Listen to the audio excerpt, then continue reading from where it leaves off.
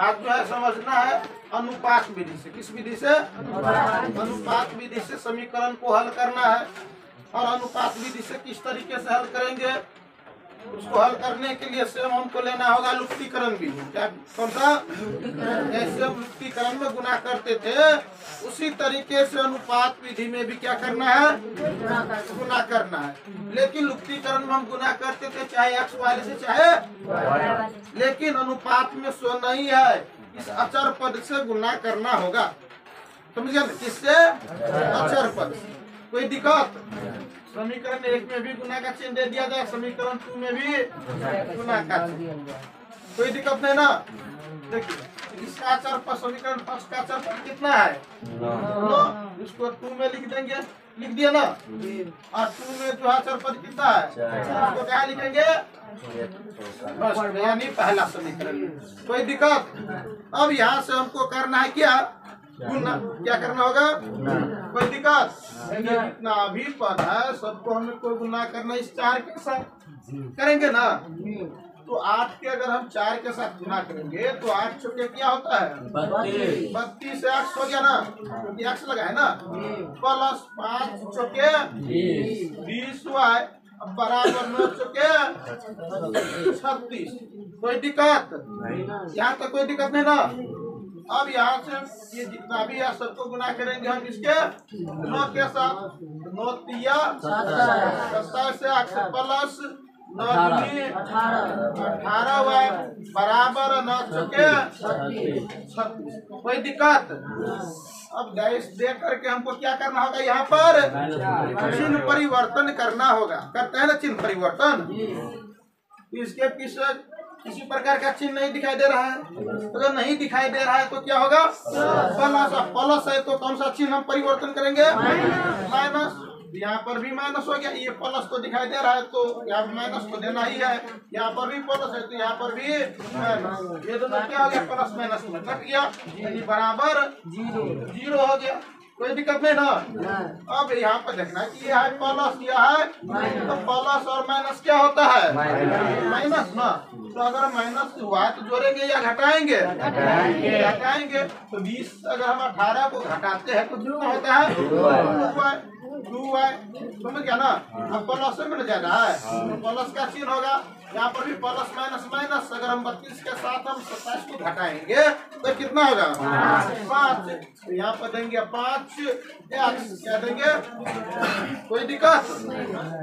अब यहाँ पर हमको लिखना है 5 एक्स प्लस कितना?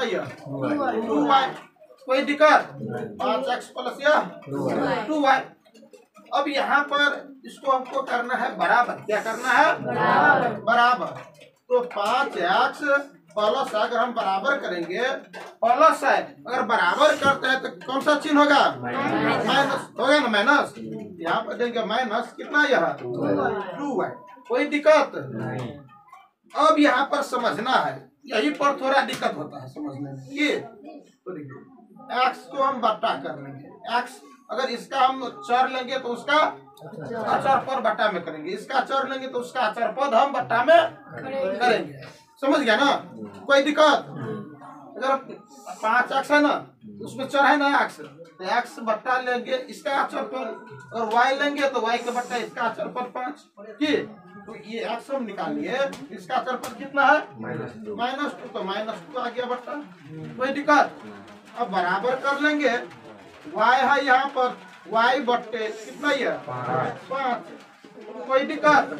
अब बराबर यहाँ पर मानेंगे के। क्या मानेंगे? के। समझ गया ना। अनुपात विधि में यहाँ पर आकर के क्या मानना है? के मानना है। कोई दिक्कत? यहाँ तो कोई प्रकार की दिक्कत है नहीं है दिक्कत। तो अब यहाँ पर हमको करना होगा बीसीएम। क्या करना होगा? इसके साथ इसको बीसीएम करेंगे, इसके साथ इसको बीसीएम करेंगे, यानी x/2 के साथ हमको के साथ बीसीएम करना है। 5/2 के साथ हमको के साथ फिर बीसीएम करना है। करेंगे ना।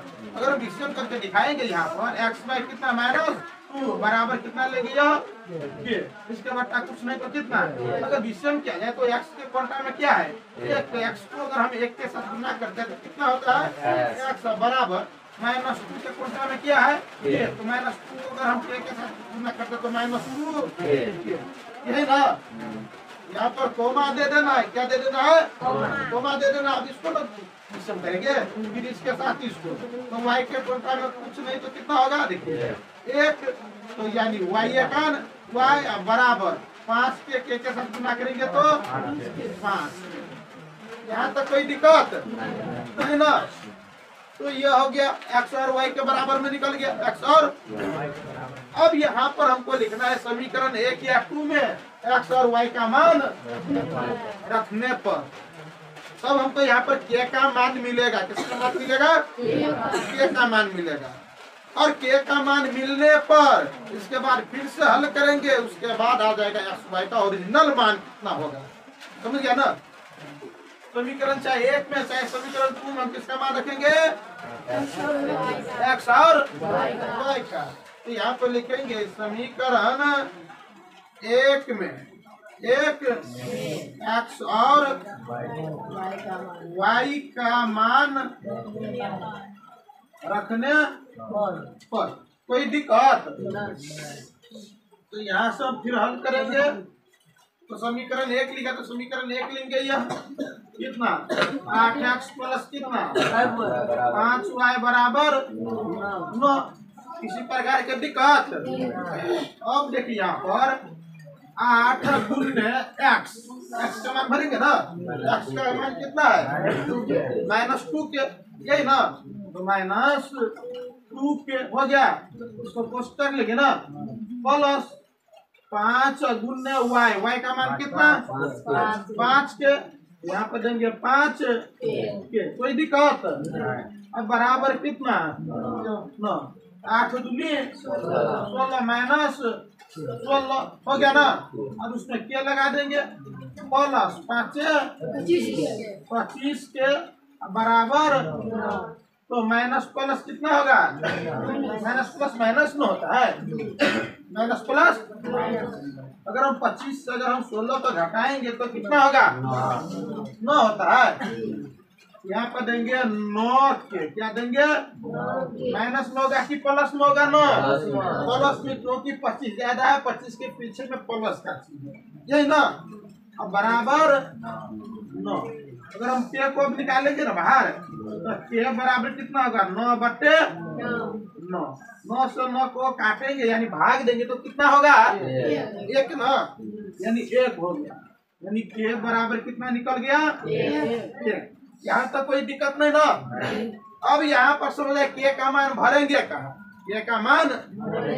तो यहाँ पर आकर के थोड़ा ध्यान देना है, चाहे इसमें मान भरे चाहे इसमें मान भरे, हमको x y का मान मिल जाएगा कि चाहे के का मान हम यहाँ पर रखेंगे चाहे के का मान हम x और y में अलग अलग रखेंगे, है ना। यहाँ पर x बराबर -2 के y बराबर 5 के, यहाँ पर हम के का मान रख देंगे तो पर भी हमको जो है x y का मान मिलेगा।